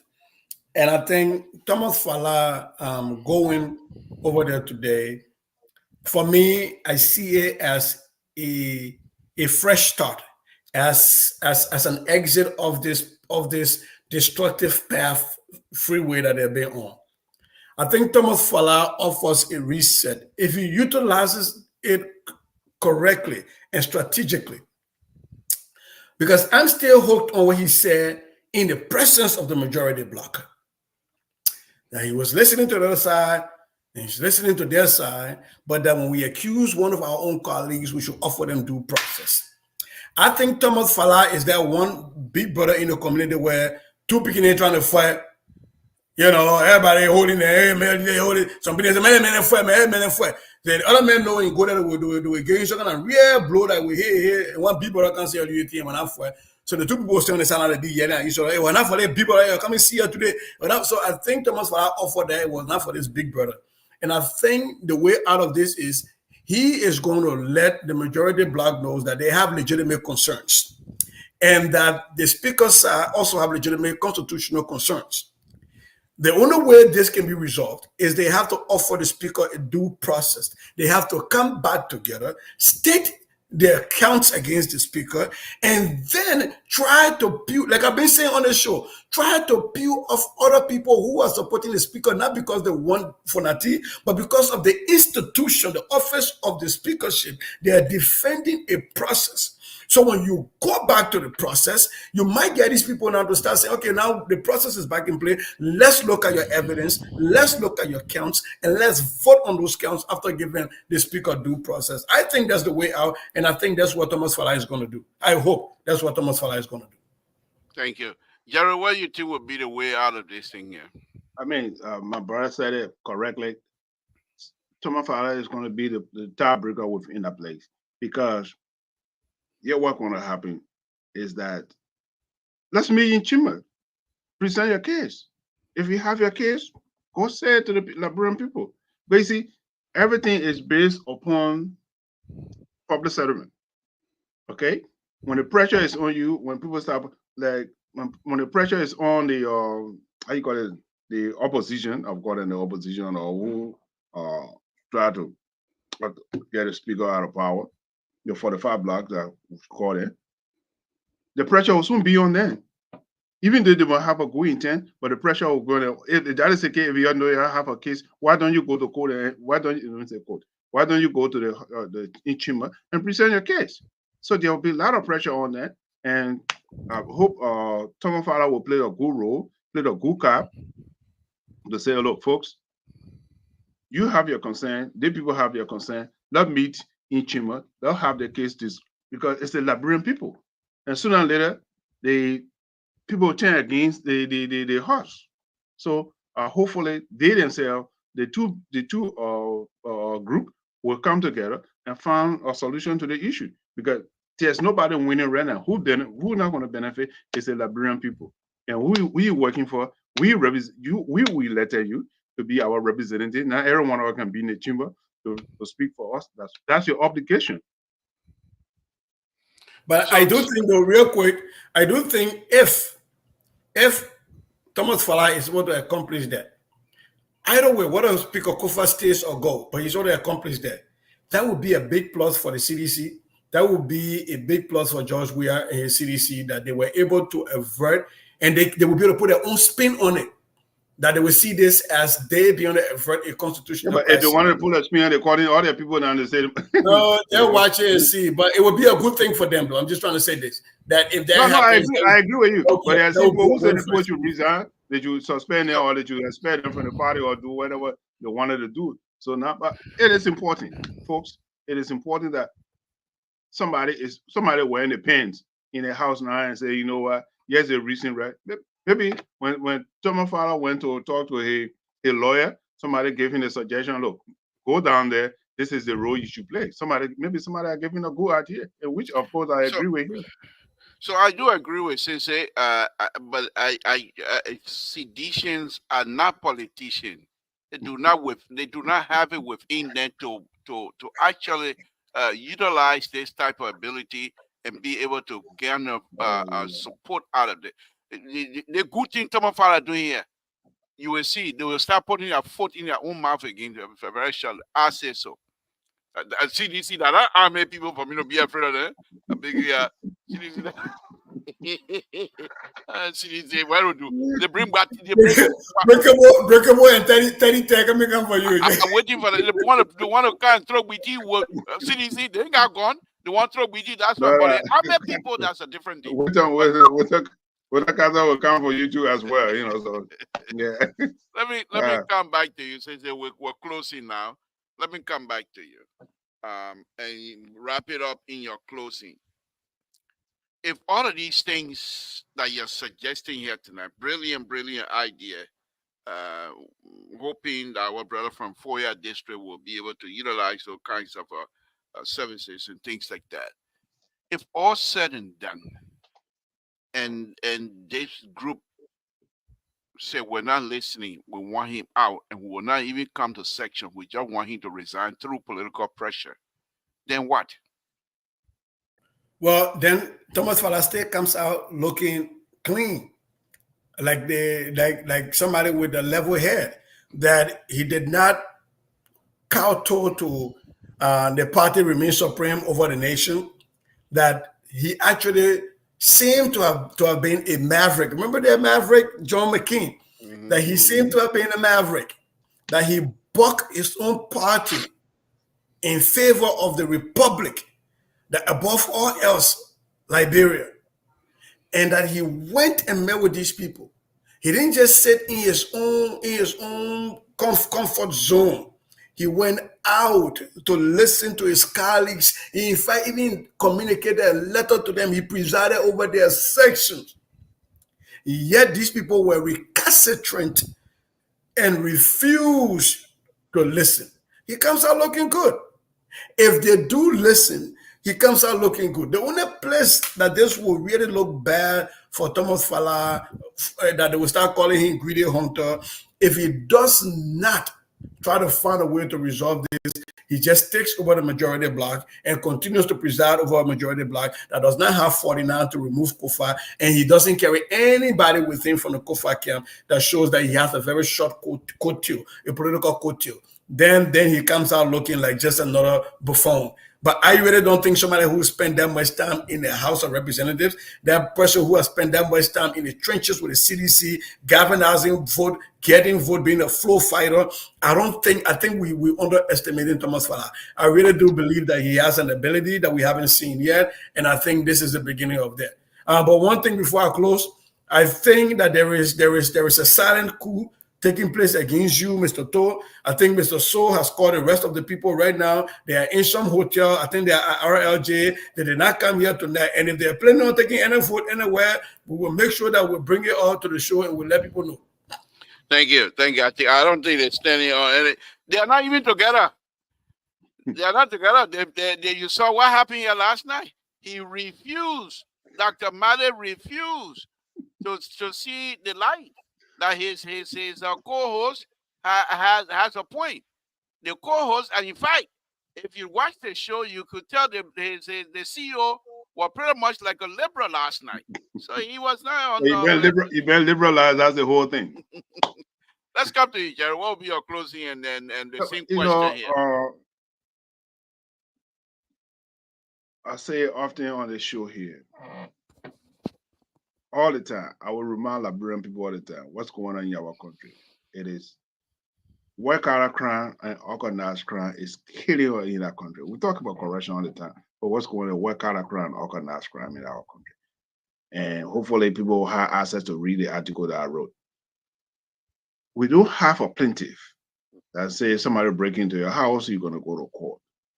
Look, what happened, somebody just brought it to my attention. I thank you, Davis, for bringing it back to my attention. I know we'll do that today. I think we can spend a few minutes on it before we close. The white-collar crime is too much in our country. People, look, the government gave, what, $2 million to triple RC? And people who left the country almost 20, 30 years ago, hey, man, with good conscience. With good conscience. These are your brothers and sisters. They're coming back to their own country while they are left for years after the war. They came back to the country. And they put you in a position at least to give them something for them to start life. Then you take the money and use it and you create a fiasco account. The number they call it, the number that exists. They call it number that exists. But let me go farther than this. I know they're not going to let me, but that's fine. It's the fault of the government themselves, because when the people were coming, they should have allocated place where the people are still comparing to come and just bring them on the street and put them to the bus station. No, when people are coming, you have to find a place. Jerry, before you close, let me push back a little bit. I'm not here to defend the government, let me push back a little bit. Emergency management, yeah, let's go. I want to go emergency management. Let me push back a little bit, and then you can continue closing. The government, as we all know, the government of President Bakai is the family government. And I'm not saying that's exactly what they were saying, but look at those people who were coming by. These are people that already have, some of them have relatives. They're coming from counties. They're coming from places in Liberia. They are not foreigners. So perhaps the government were thinking, because they have other Liberians that were in refugee camp as well, that came back and settled back into their own community, into the different counties. So perhaps the government were thinking, well, these people, most of them from Grand Jida County, Lofa County, Grand Bassa, they will come and go back to their own community. But instead, what I think we need to follow, the government, I think, will be to portray themselves as though when you come, we will host you as though you're back into refugee camp. Instead of explaining to them before leaving Ghana that you're coming to Liberia. You're not coming to Ghana. And you have a root here. You have a home here. You have a place here. Some of you have parents who have a land. You go back into the community and do whatever it is you can do to. It's Jerry.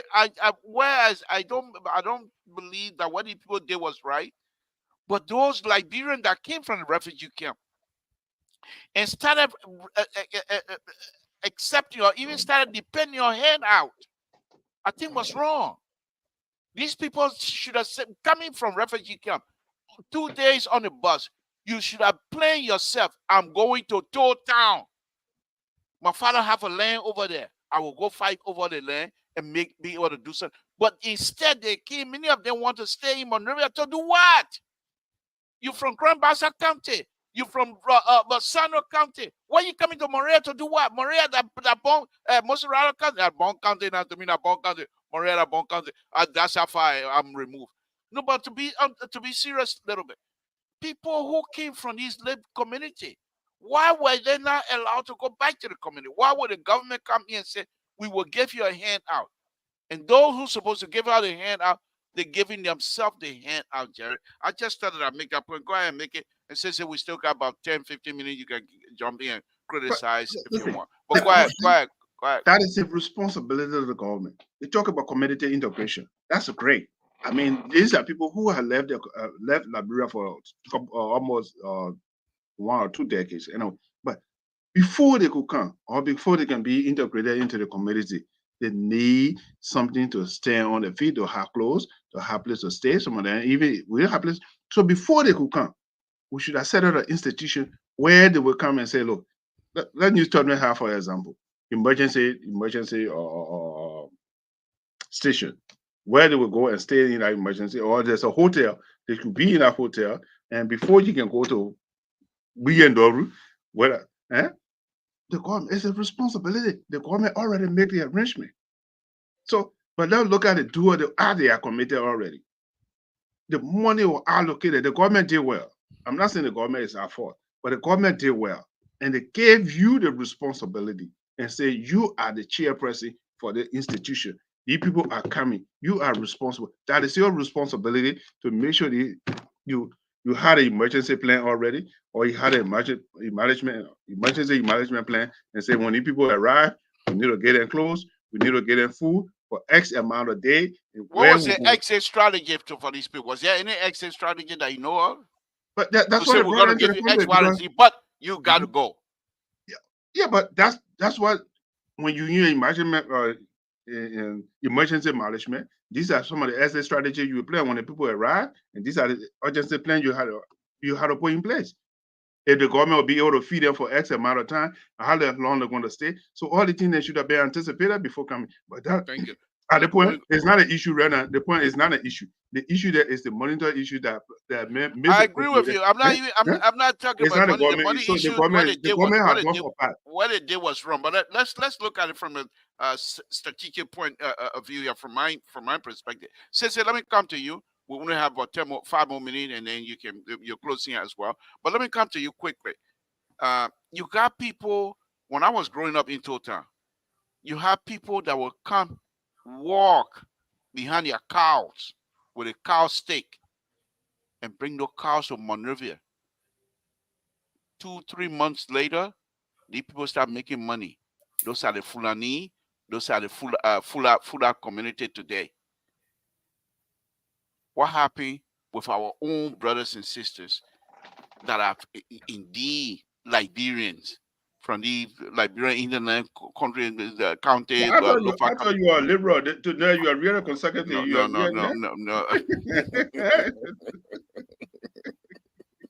Why are you going to expose me like that? Why are you exposing me like that? But let me hear from you, Sensei. What do you think? So a few things I need to push back on. Yeah, go ahead. Number one, government did not do well.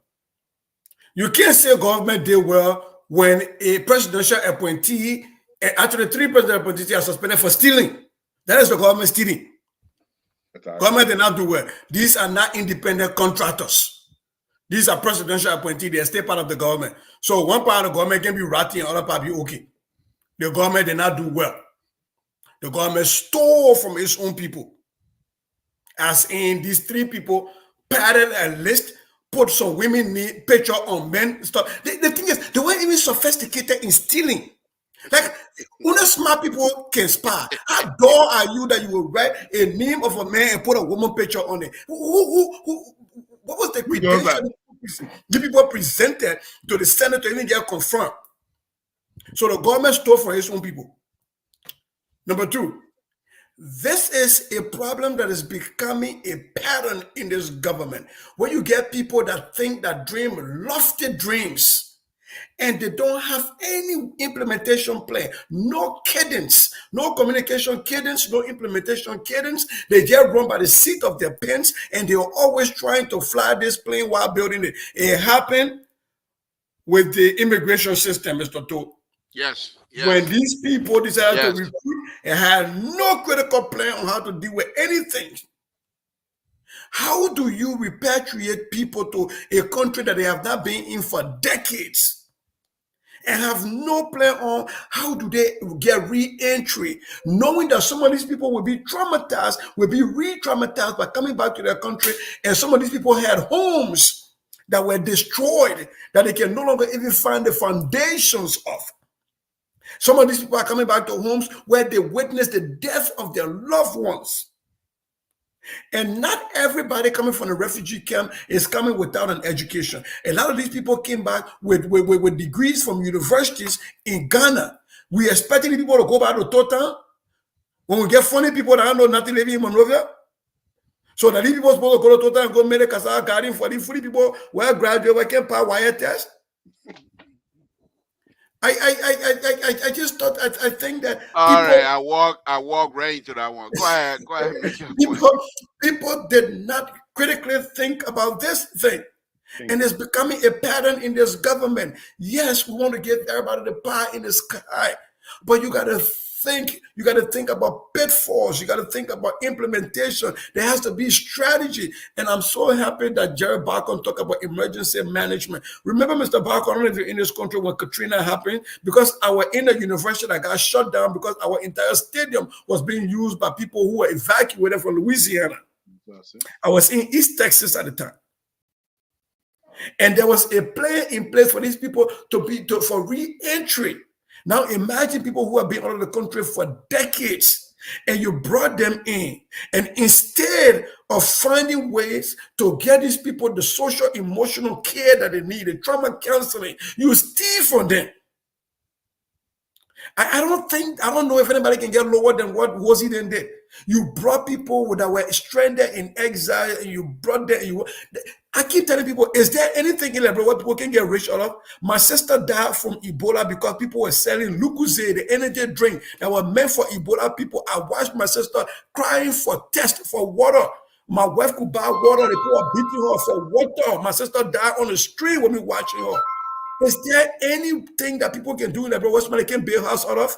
Washington got to build houses out of people being repatriated. I think the government failed its people. The government stole from these people. And I'm watching to see if President Bouaka, the man that I know, the man that was promised to us, will make sure that he makes a beginning lesson, like a point out of these people, that the NSCC should not just investigate and go hidden, that they should be prosecuted. And these people should go, we will rebuild Better Yara and we'll donate money just for these people to get special share in Better Yara, because this is below the pale. You and Dr. Mali on it now. Last but not least, I always talk to people when we talk about the Fulanis coming to Liberia and it's succeeding. Mr. Tole putting your own shoes in America here. We got African Americans who were born here. We come as immigrants. Statistically, we do way better than the people that were here. That's because they have a level of depth, a level of familyship, a level of responsibility that goes way deeper than the visitor, than the stranger. A stranger mind is focused most of the time way more than the person who was born there. So if you think about how we have become successful in this land over other people who are natives here, you should think about how strangers in Liberia will become more successful over people who are natives there. Thank you. Thank you. Again, folks, Samson told Liberia Public Radio when I made a ridiculous statement of a conservative statement, I was just testing the water to see how bad the conservative we got on here, how ridiculous they can be. Out that time, I was not really conservative, I'm a liberal, so you're not going to bear with me tonight. Jerry, let me just make it clear now. I'm a liberal, yeah. You're not going to bear with me. So thank you guys. Thank you, Jerry. Thank you very much. Sissy, thank you very much. You guys truly demonstrated again tonight why Liberia Public Radio is one of the best. We were here. We did not castigate anybody, but were able to make our point intellectually. I really do appreciate that. And I think we can continue to do that. Mr. So will be on tomorrow with his guest. Hopefully he will allow us the opportunity to quiz the guest from our own standing position and what have you. I want to say thank you, Sissy. Thank you, Jerry. We will say good night to all of you. Thank you very much. Okay. Again, folks, Samson told Liberia Public Radio, this is how we're going to end it tonight on this Thursday afternoon. You guys watch the spectacular conversation here tonight. Samson told Liberia Public Radio, conversation with Samson told. This is how we do it. We don't come here and you heard me, my co-host tonight, y'all say anything. You want a little bit at the end. He said, oh, you surprise me, you're not liberal again. Now they want to about your fooling because I wanted to think say Mr. So a conservative friend were here. But anyhow, I want to thank all of you again tonight, folks. It's been a wonderful evening. We have a conversation. Let's continue to pray for one another. And let's hope for the best. Do the best. Do the best. Your best is always the better thing to do than to do things that you will not be proud of or that family member will not be proud of you. It's going to be Friday tomorrow. Please don't drink and drive. Stay safe. And then you come here Monday and debate with a liberal. Call his names. Better than to get hurt or something on a Friday afternoon. Okay? Samson told Liberia Public Radio, Esther. Thank you guys tonight. Victor, thank you very much. Mr. So, thank you for following us well and the opportunity you provide on this platform. And we're utilizing it to the utmost. The effectiveness is all here tonight, and you saw the display of your handiwork again tonight. We want to thank you very much as our CEO. We appreciate you very much. Thank you. Again, folks, Clarence David, thank you very much. Thank you, guys. Thank you for tuning in. Terry, of course, we say you are not coming tonight. Saying y'all Gary. No, but Terry, we love you. We always like to have you on here. Again, folks, Samson told Liberia Public Radio, I will say good night to all of you. And please stay safe out there. Let's continue to pray for one another. On this good Thursday afternoon, I will say good night and good night to you. Good night, folks.